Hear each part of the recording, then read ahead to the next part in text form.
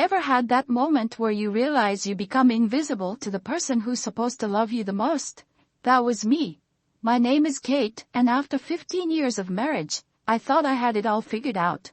But let me tell you, nothing prepares you for the moment when you realize your husband doesn't even see you anymore. It hit me hard on our anniversary. 15 years together, and Mark didn't even remember. No flowers, no card, not even a happy anniversary text. Just another day for him.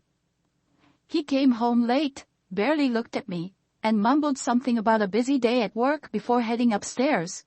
Meanwhile, I sat there, staring at the fancy dinner I'd made, candles burning low, wondering when exactly I became invisible. That was the moment I snapped. I grabbed my coat, got in the car, and drove to the first bar I could find. Honestly, I didn't have a plan. I just needed to get out of the house, away from the suffocating silence. The bar was cozy, dimly lit, and exactly what I needed. I ordered a drink and barely had time to take a sip before a man slid onto the stool next to me. "Rough night?" he asked, his voice warm and smooth. I glanced over. He was tall, handsome, with dark hair and piercing blue eyes, the kind of guy who makes you feel like you're the only person in the room. "You could say that," I replied, trying to sound casual. "I'm Ethan," he said, holding out his hand. "Kate." We started talking, and before I knew it, hours had passed. He was charming and attentive in a way that felt foreign to me. Mark hadn't looked at me like that in years. For the first time in a long time I felt seen. Then the conversation shifted. The air between us grew heavier, more charged. He reached out, brushing a strand of hair from my face. "You deserve to be noticed," he said softly, "to be appreciated." Something inside me broke free. Maybe it was the wine, or maybe it was the loneliness I'd been carrying for too long. I leaned in, and before I could second-guess myself, our lips met. It wasn't just a kiss. It was passion, longing, and freedom all rolled into one. We left the bar together, and that night I felt more alive than I had in years. The next morning, I woke up in a hotel room. Ethan was gone, but he'd left a note on the pillow. "Thank you for a night I won't forget." I smiled to myself, feeling both guilty and exhilarated. But that feeling didn't last long. Reality hit me hard when I got home. Mark was sitting at the kitchen table, sipping his coffee as if nothing had changed. "Morning," he said without looking up from his newspaper. I wanted to scream, to throw the coffee mug at the wall, to tell him everything. But I didn't. I played the part of the perfect wife, just like I always did.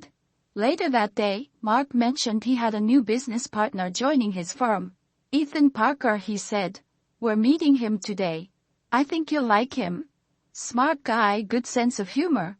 My blood ran cold. Ethan. My Ethan. Was it a coincidence? Did he know who I was? My mind raced with questions.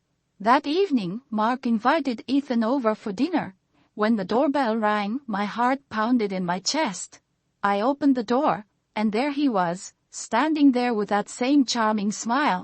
"Kate," he said, his eyes locking onto mine. "It's nice to see you again." Mark walked over, completely clueless. "You two know each other." Ethan smiled, but there was something darker behind it. We met briefly. Dinner was tense. I could barely eat, my mind spinning. After dessert, Ethan asked if he could speak to me privately. Mark, oblivious as ever, nodded and left us alone in the living room. "What are you doing here?" I hissed, trying to keep my voice steady. Ethan stepped closer, his expression darkening. "I knew exactly who you were that night, Kate." My stomach dropped. "What?" "I've known Mark for years. He screwed me over in a business deal, cost me everything. So I figured why not take something from him, something he values." I stared at him, stunned.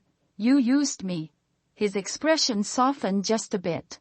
"It started that way, but then I got to know you, and I realized you're not just Mark's wife. You're incredible." Tears stung my eyes.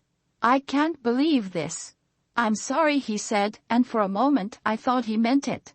"But you deserve better than him. You deserve to be loved." For days, I couldn't shake what had happened. I avoided Ethan and tried to act normal around Mark, but things weren't normal. They couldn't be. One night, Ethan showed up at my door again. "I can't stop thinking about you," he said, stepping closer. I know this started wrong, but it doesn't have to end that way. I wanted to push him away, to tell him to leave, but instead I stepped aside, letting him in. The truth is, part of me hated him for what he did, but another part couldn't deny the way he made me feel. We continued our affair in secret, meeting in hidden places, stealing moments whenever we could. It was messy and complicated, but it felt real in a way my marriage never did. Then one night everything came crashing down. Mark found out. I came home to find him sitting in the dark, holding a photo of me and Ethan. "How long?" he asked, his voice hollow. I didn't lie. "A few months." He laughed bitterly. I guess I had it coming. There was no screaming, no dramatic confrontation, just silence. And in that silence, I realized our marriage had been over long before Ethan came into my life. In the end, Mark and I divorced. He kept the house and I started over. As for Ethan, we tried to make it work, but the truth is, our relationship was built on lies and revenge. It couldn't last. Looking back, I don't regret what happened. Taught me something important. Sometimes you have to lose yourself to find out who you really are. If this story made you feel something, if you've ever felt invisible in your own life, hit that like button and subscribe. There's more to life than what we show the world, and trust me, the twists, they're always around the corner.